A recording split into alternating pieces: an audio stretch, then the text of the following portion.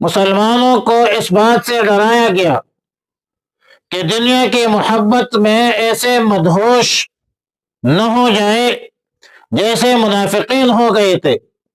जाहिर है कि दुनिया के दो बड़ी चीजें ऐसी हैं जो इंसान को जिक्रुल्लाह से, अल्लाह के याद से गाफिल करता है।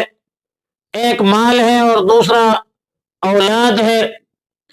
और लेकिन जाहिर है कि ये भी एक सच है, हकीकत है और हुक्म शरई है कि एक दर्जे में माल और दौलत की मोहब्बत जो है वो मजमूम भी नहीं है, बल्कि एक दर्जा में न सिर्फ मशगूल होना जायज है बल्कि वाजिब हो जाता है।